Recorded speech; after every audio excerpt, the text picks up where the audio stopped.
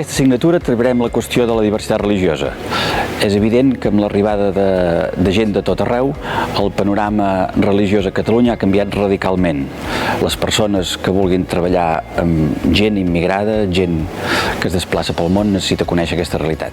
Estem massa acostumats a pensar la immigració des d'una perspectiva global, internacional, en termes de moviments de població, de fluxes, i de seguida pensem en controls de fronteres, estats.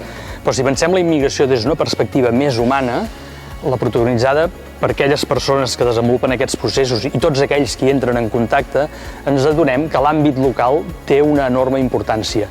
I és un àmbit on treballen professionals, molts professionals i molt diversos, però també altres persones, organitzacions, voluntaris, que de manera planificada o no, coordinada o no, ajuden a concretar les grans idees, les grans polítiques que s'estableixen per intervenir en aquestes realitats. En aquesta assignatura treballarem les demandes i reivindicacions de les persones migrades, així com les estratègies i organitzacions per lluitar per la seva dignitat humana.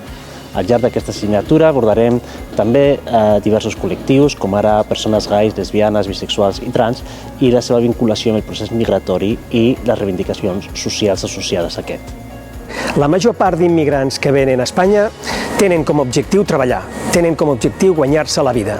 I en aquest sentit estudiarem què és el que diu la legislació per garantir els seus drets laborals i no patir cap tipus de discriminació respecte dels autòctons. En aquesta optativa s'analitzen els tipus de protecció que s'atorguen a determinats col·lectius especialment vulnerables, com els refugiats, els menors no acompanyats i les víctimes de trata. Tots ells tenen un marc de protecció internacional que després els estats han de desenvolupar a nivell intern i s'analitzaran especialment els temes d'identificació i prova de les persones que pertanyen a aquests col·lectius.